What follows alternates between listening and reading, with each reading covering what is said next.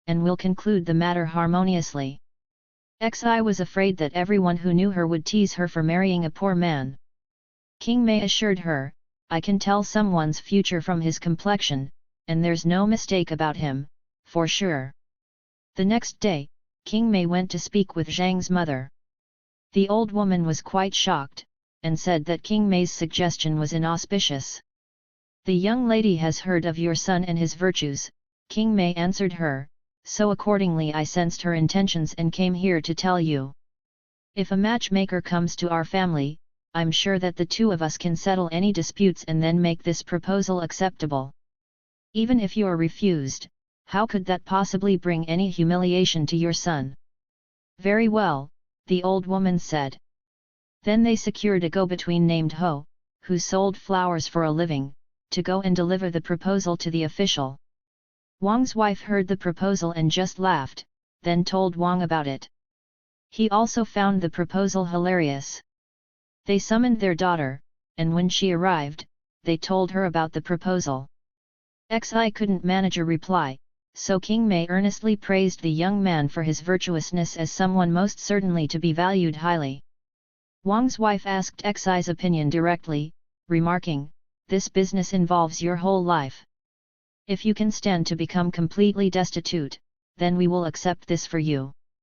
Xi kept her head bowed for a long time, then turned towards the wall and replied, one's economic condition is a matter of fate. As long as one's fated to become wealthy, poverty will only be temporary, one's life beyond poverty will be ever so much longer. If one's fate is flawed, though he or she is as splendid as a child of nobility, what can be done but to become one of the throng of people too poor to support themselves? But I'll listen to your decision. Originally, Wang's intention in discussing it with Xi had been to make her laugh at the notion, but when he heard her words, he grew unhappy and asked her, do you really think it's appropriate for you to marry Zhang? Xi gave no reply, he asked her again, and again she had nothing to say. Angered, Wang exclaimed, you cheap thing, you'll never get ahead. You just want to be a beggar's wife, carrying a begging basket without feeling shamed to death. Devastated, Xi turned red, holding back her tears as she left. The matchmaker also took the opportunity to hurry away. When King Mei saw that there would be no agreement among them, she decided to marry herself to Zhang. When several days had passed, she paid a visit to Zhang one night. He was reading at the time, and in his surprise, he demanded of King Mei why she'd come. She answered him hesitantly, hemming and hawing. Zhang thought she was trying to seduce him, so he rejected her. King Mei sobbed, I'm a good woman, not someone immoral. I came to propose for myself because of your reputation for virtue, in hopes that you might be able to accept me. You're fond of me, Zhang replied, and you say that I'm virtuous.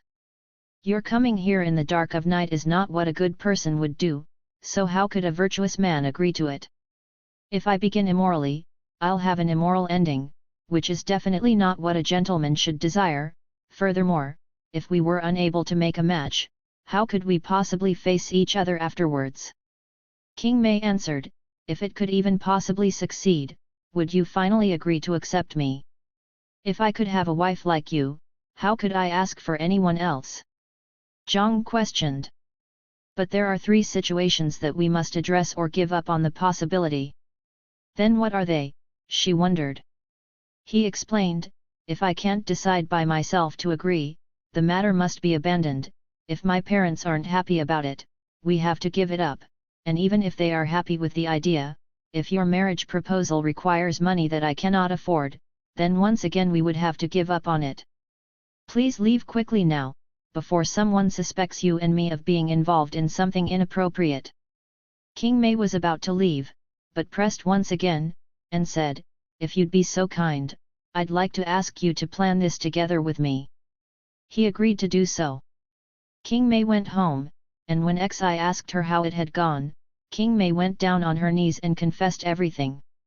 Xi was angry at King Mei's behavior and her inappropriate visit to Zhang, and was about to strike her in blame.